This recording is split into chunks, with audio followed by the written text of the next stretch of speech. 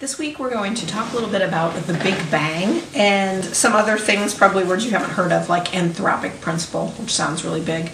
The Big Bang, let's start with that. As you can see in your notes, it says when scientists discovered the Big Bang and really felt like they had strong evidence for the Earth having a beginning, Christians thought, hey, this is the thing. We finally proved without a shadow of a doubt that there's a God. This goes right along with our story in Genesis, that there was a day of creation, there was a beginning, there was a Big Bang. And somewhere along the way, the Big Bang became only for evil people who aren't Christians. And I don't understand that, because the Big Bang does point to a beginning. And I think all Christians should be excited that there's evidence for a beginning of the earth, because that points to a creator. But again, this has been put together with some evolution, some bad science about the origin of life. But really, the Big Bang, I think, is something that all Christians should be excited about. Yeah, of course there was a Big Bang. Of course there was a beginning. That's how God created the earth. Why wouldn't there be? But regardless of the Big Bang, and whether you want to believe in a Big Bang or not, it doesn't tell you who the creator was. Who was the first cause? So if you're speaking with a scientist and they say, well, Christians are crazy, they don't believe in a Big Bang, and you perhaps might even say, well, I believe in a Big Bang. Of course, it points, in my mind, it points to a creator. It points to something creating that Big Bang. And there is no evidence. That's not what science does. A scientist that I know of has really not even looked into who started the Big Bang.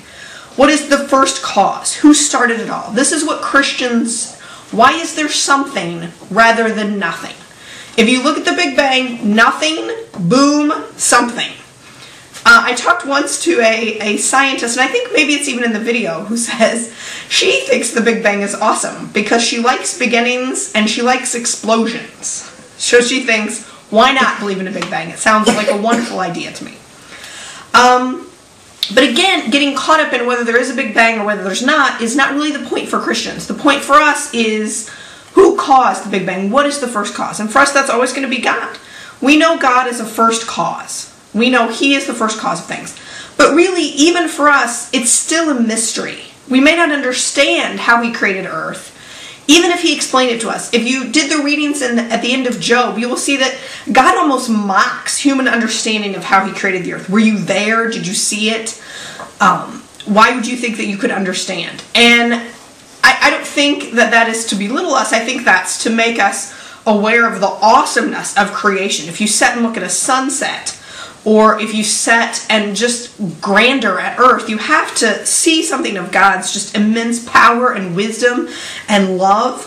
So we should look at creation as an expression of God's being. This is an expression of our God. He created it. Obviously, we would all agree He created it. Did He create with a Big Bang? I think, probably. It seems to point to there was nothing and then there was something. And whether that something was 5,000 years ago or billions of years ago, nothing, something. And we're going to say that something started because God's hand was the first cause of that. And now we see all of creation as an expression of God's love, of His immense power, of His glory. We basically cannot necessarily understand every detail. And I think that's one of the things I really want you to understand about this class, is I'm not going to try and say, here's how everything happened from the Big Bang to evolution, and you will believe it because it's science and it's true. You can believe whatever it is that you think goes along with their theology. But, again, I encourage you to keep an open mind to science.